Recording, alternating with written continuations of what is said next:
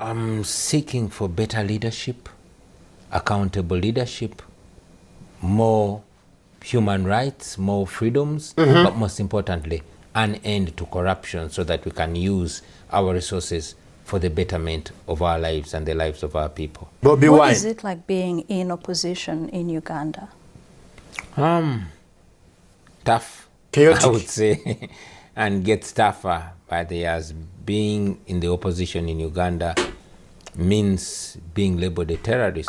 Yeah. You see, Uganda happens to be a country ruled by General Museveni, who has ruled it for almost 40 years. A dictator. And, challenging his authority in Uganda is challenging the national military, the Uganda People's Defense Force. Being against Museveni is being against every institution of state because he has captured all state institutions. Yeah. And even General Museveni thinks Uganda is his family or is his land, yeah? That he owns a title of this country. That he's only the one who decides for you. He's the only the one who thinks for you. He's only the one who will steal the vote and again be declared the winner. Yes, an election thief, clinging on power, saying I'm the leader, yet he is an election thief.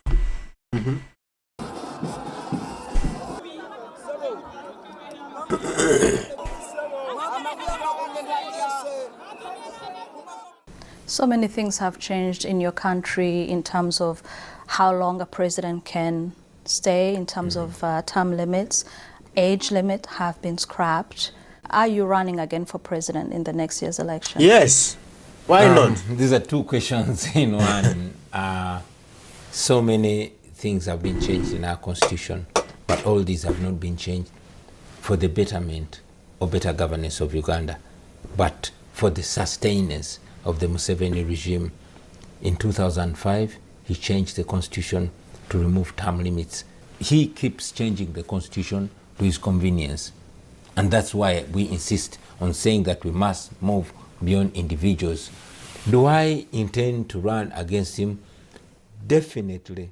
Yes. I've said this time and again that I've offered myself to... Now, if not Bobi to run against General Kaguta Museveni, then who?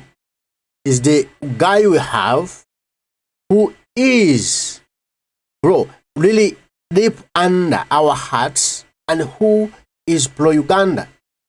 Is Ugandans first, yo. Ugandans must get a service, yo. Ugandans must get better roads, better hospitals, better schools, better education, better healthcare, better everything, better everything, better everything. Bobi Wine Chagulanyi Sentamu Robert is the only guy who knows what we want and has grown through the tough conditions of this country. Yes, he knows what the youth go through, he knows what the elders go through, he knows every Ugandan go through because he has grown from here. To my team, if my team still believes that I can lead them to challenge General Museveni again, I'm available. Yeah. You have been a name, a presence in the political landscape of Uganda for a while now. How relevant do you think you still are to the Ugandan youth? Oh. Like I said, it is not just me. Yeah. The question should be how relevant are the ideas that I represent to the Ugandan youth? And they are very relevant because I speak about the reality. I'm presenting in black and white the option to the situation that we are living under right now. I don't present myself as the most knowledgeable or the most qualified, but as the most committed to this reality that we see, the reality that the corruption has sunk our country and has stalled our development. As returned by His Excellency the President, be ready. That's Uganda. You've been through so much, of some of which you've mentioned, the arrests, the beatings, being shot at, tear gassed. At what point do you sit down and think, this is too much, maybe time to bow out? Or does that never cross your mind? It will never be too much till when we've liberated our country, till when we've topped off the the autocrat, the dictator, before we take over General 7, it will never be ready. No, it will never be enough. Nobody will say, now, let's stop here. We can't stop because we will fight till we win this. We need our country, we love our country. And if someone is misleading our country, if someone is stealing our country, if someone is stealing our future, if somebody is stealing our children's future, then why do we give him more time? It's our time, it's our responsibility to fight, me and you. All Ugandans, we must fight, and we are fighting not only Bobi Wine, not only Chagulan, who is fighting, every Ugandan is fighting for this cause, because we need General 7 out of power to be with a better country, a safer country, a country with the leaders who are responsible, who are accountable, who are corrupt-free. Yes. I am no Superman. I'm a human being who feels pain, who gets scared, who gets anxious, who gets worried. I am no Superman. You're asking at what time do I say enough is enough? Never. At all times. Every time I'm under attack. Every time another brother is abducted, another person is killed.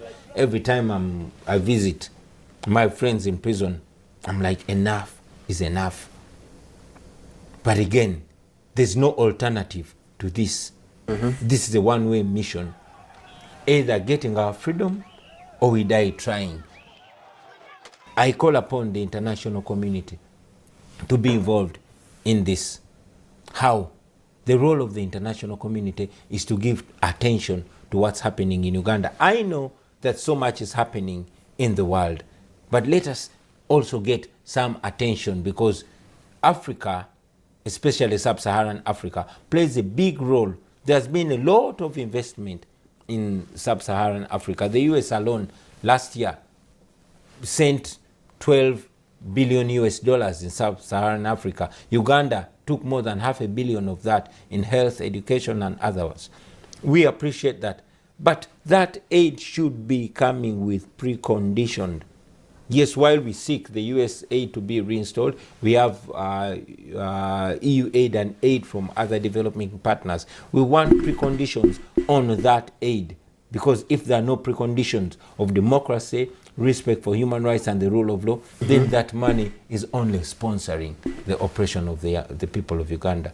Is it for buying guns, tear gas, for buying drone in which General 7 abducts our people, for torturing us, for paying the torturers, for landing the torture chambers? Yes, that money that is being given to General 7 is for just torturing, Yes. That's because it's Sabulungi. For just, giving him more power, steal the votes, to pay all of this is to steal the votes, Now, why General 7? At what point do we move away from aid and expecting USAID, expecting the EU, expecting everybody else coming to our aid? We can only say enough to the aid if we have an alternative. And in my view, the alternative is first and foremost to end corruption. Yeah. You mentioned that you get afraid, you're scared, you get angry. And even this aid that's given to General 7 and his core friends, is for continuing them to be or to stay in the power, is for enriching themselves, but not to change the lives of Ugandans. Never. They are only changing their lives, but not to change the lives of Ugandans. Meaning they are using this money only for their own benefits, They are the beneficiaries, and their family members, but no Ugandans.